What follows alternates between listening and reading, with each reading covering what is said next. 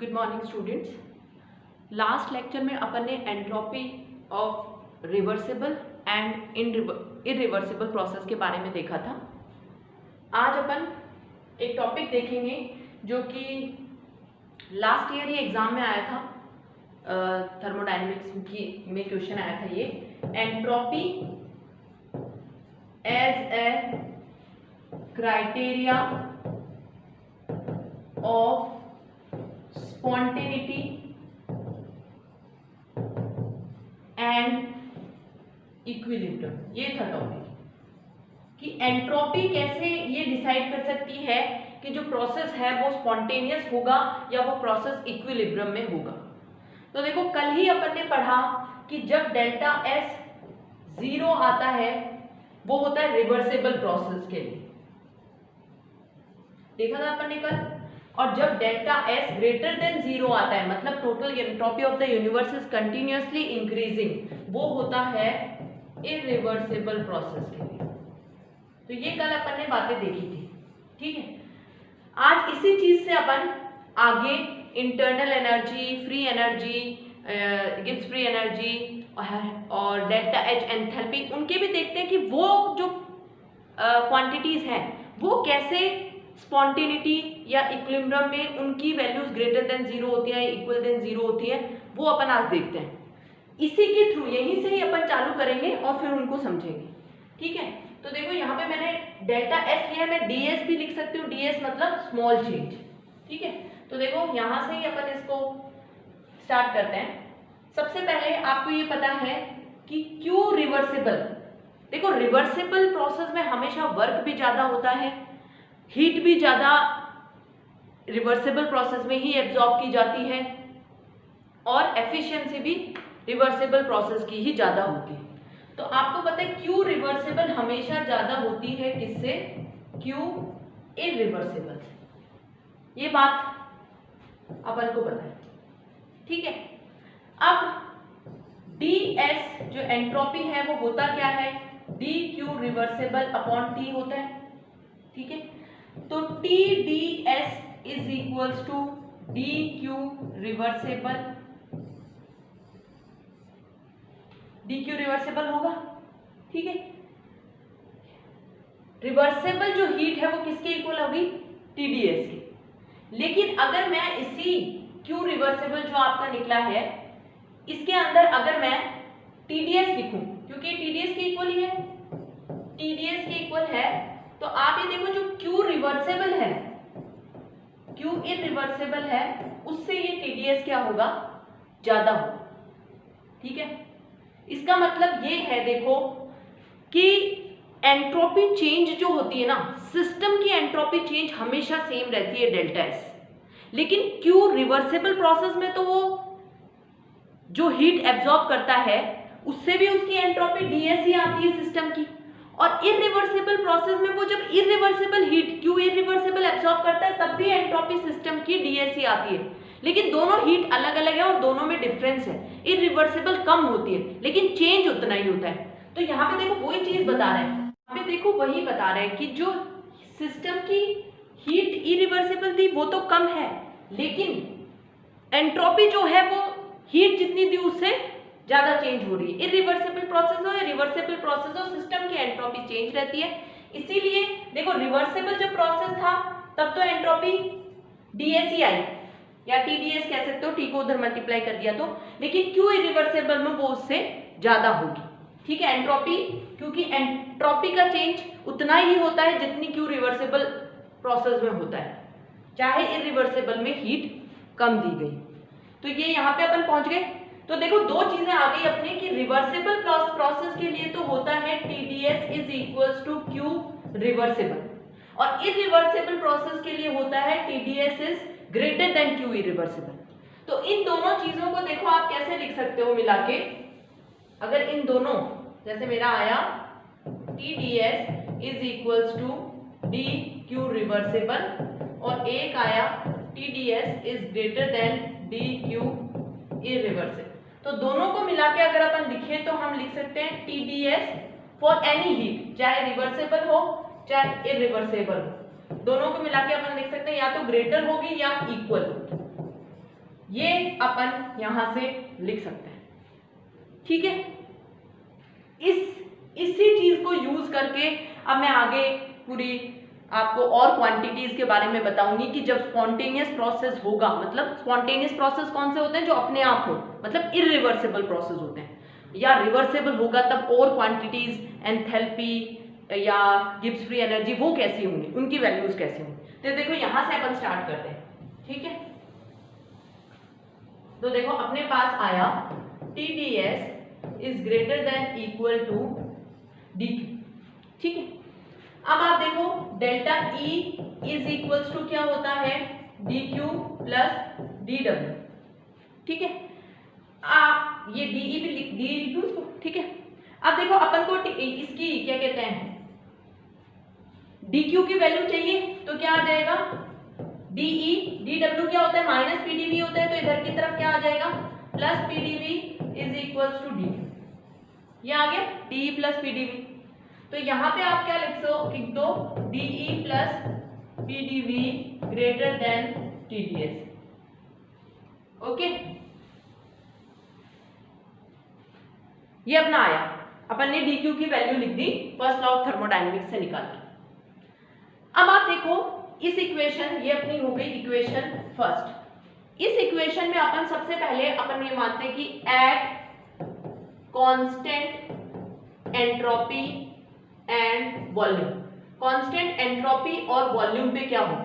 तो देखो अगर एंट्रोपी एट कांस्टेंट एंट्रोपी नहीं, ये क्या है, इंटरनल एनर्जी एट कांस्टेंट, आप कह सकते हो at constant internal energy and volume पे क्या होगा। तो देखो क्यों, जब भी कोई चीज कांस्टेंट होती है तो उसका डिफरेंशिएशन जीरो होता है, तो ये दोनों टर्म्स क्योंकि यहाँ पे भी कांस्टेंट वॉल्यूम है तो जीरो हो जाएगी और ये भी जीरो हो जाएगी, तो बचेगी क्या, TdS greater than equal to zero. ये आया अपने पास। अपन चाहे तो t को नीचे शिफ्ट कर सकते हैं, तो 0/t तो जीरो ही आ जाएगा। तो देखो क्या आया, ये आया अपने पास कि ds is greater than equal to zero, ठीक है। ग्रेटर देन तो किसके लिए होगा, इरिवर्सिबल प्रोसेस के लिए, और इक्वल टू किसके लिए होगा, रिवर्सिबल प्रोसेस के लिए। तो ये अपन ने एंट्रोपी निकाली यहां से। अब अपन क्या करते हैं, इसी तरीके से अपन देखो यहाँ पे अगर उसी इक्वेशन को मैं लूं कि ये TdS वाले में, इसी इक्वेशन में अगर मैं बोलूं कि अब कांस्टेंट है at constant entropy and volume, entropy और वॉल्यूम कांस्टेंट है, तो आप ये देखो TdS मैं इधर ले आती हूँ pdv को, minus pdv greater than equal to DE हो जाएगा। अब एंट्रोपी और वॉल्यूम कांस्टेंट है तो ये वाली टर्म पूरी जीरो हो जाएगी क्योंकि कांस्टेंट का डिफरेंशिएशन जीरो होता है।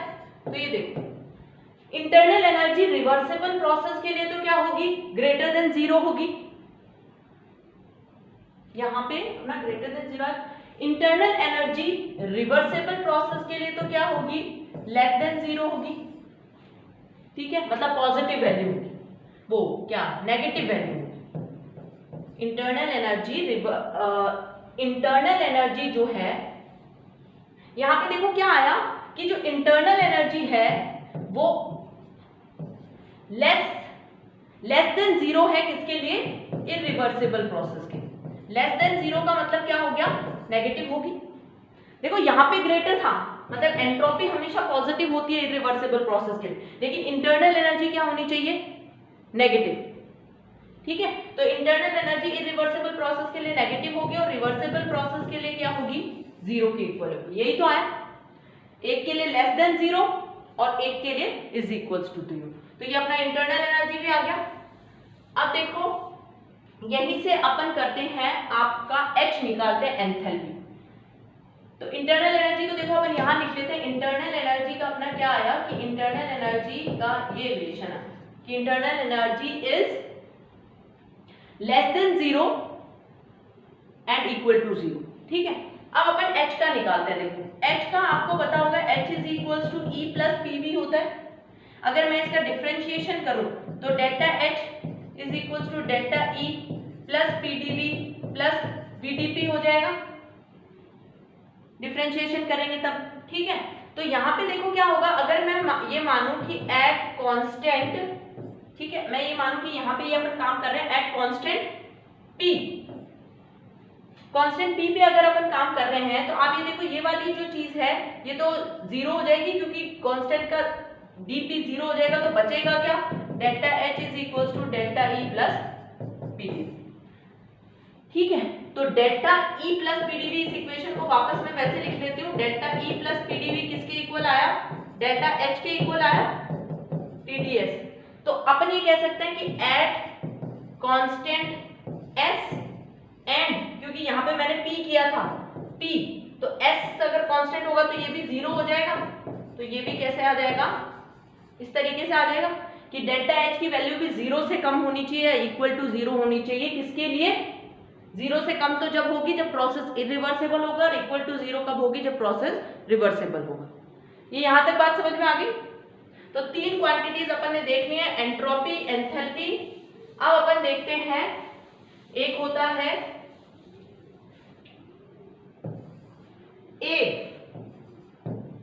ए भी जी की तरह ही होता है, ए होता है हेल्महोल्ट्ज फंक्शन, ठीक है, जैसे g is equals to h minus T S होता है, वैसे a is equals to e minus T S होता है। ठीक है, तो ये आपको, इसको देखो अगर हम डिफरेंशिएट करें, मैं सिर्फ अब इसकी बात कर रही हूँ a की, dA is equals to del e minus S D T minus T D S हो जाएगा। ठीक है, अब मान लो मैं रिएक्शन करा रही हूँ एट कांस्टेंट t, ठीक है, एट कांस्टेंट t जब कराऊंगी तो क्या हो जाएगा, del a is equals to del e minus T D S हो जाएगा। तो देखो dA क्या आया, de minus T D S. तो आप इसी इक्वेशन में देखो de minus T D S अगर हम करें तो माइनस पी डी भी इधर हो जाएगा, is equals to de minus T D S. ठीक है, तो आपका ये तो क्या हो गया, dA हो गया क्योंकि यही था dA, और ये हो गया माइनस पी डी बी। अब हम बोले कि एट कांस्टेंट वॉल्यूम प्रोसेस हो रहा है, एट कांस्टेंट वॉल्यूम अगर प्रोसेस होगा तो ये चीज जीरो हो जाएगी, तो ये हो जाएगा dA, मतलब जो dA है वो क्या होगा, वो भी लेस देन जीरो होगा एंड इक्वल टू होगा, इक्वल टू तो रिवर्सिबल के लिए और लेस देन जीरो किसके लिए, इरिवर्सिबल प्रोसेस के लिए। तो ये A भी निकल के आ गया अपने पास। अब अपने पास बचा G, तो G को देखो आप कैसे सॉल्व कर सकते हो, G इज इक्वल्स टू, अगर पहले dG is equals to delta H T D S minus S D T, और आपको पता है कि जो H होता है वो होता है E प्लस पी वी, तो D H is equals to D E plus P D V plus V D P, ये आप इसकी जगह लिख दो, D E plus P D V plus V D P minus T D S minus S D T is equals to D G. ठीक है, और आपको अब अपन क्या करते हैं, क्योंकि हमारे पास उसी इक्वेशन से कंपेयर करना है, तो वहां अपने पास है del E plus P D V, जो कि क्या हो जाएगा, D G minus V D P plus T D S plus S D T, ये हो जाएगा। किसके इक्वल आया ये D plus P D V, तो हमें उस इक्वेशन से अपन सॉल्व कर पाएंगे, उसमें इसकी वैल्यू पुट करने की कोशिश करते हैं। देखो तो ये जो है इसकी वैल्यू किसके इक्वल है, D G minus V D P plus T D S plus S D T, S D T, ठीक है, greater than equal to T D S. तो देखो टीडीएस तो अगर मैं इसको इधर की तरफ लेके जाऊंगी तो कैंसिल आउट हो जाएगा, तो बचेगा क्या, बचेगा डीजी, इसके इधर की तरफ अपन ले आते हैं वीडीपी माइनस एसडीटी।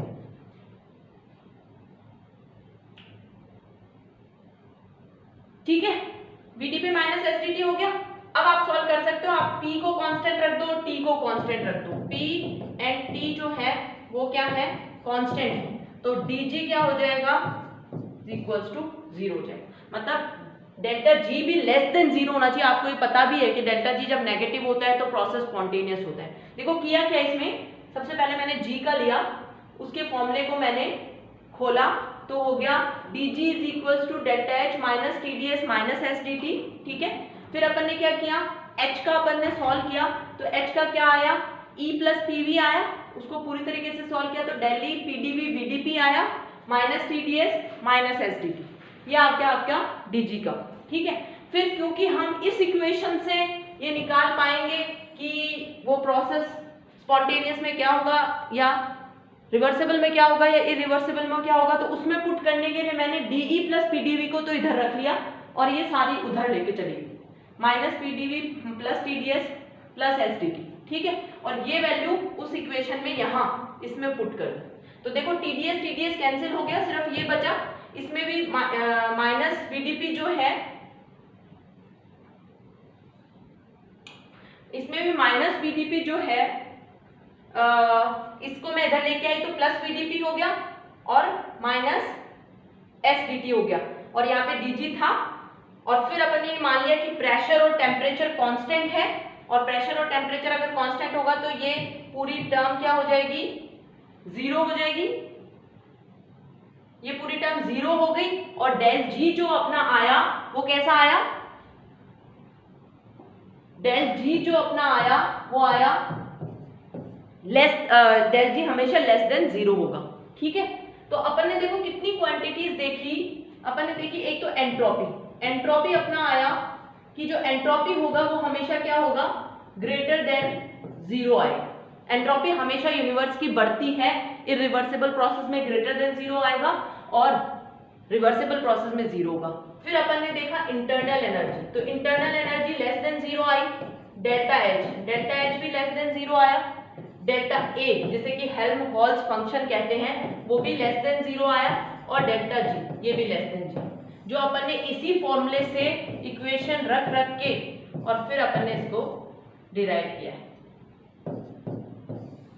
ओके, तो ये आपको करना है, ज्यादातर स्टूडेंट्स को इस टॉपिक में क्लियर ही नहीं होता कि लिखना क्या होता है।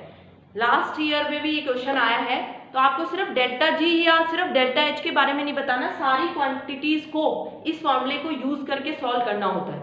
Okay, thank you.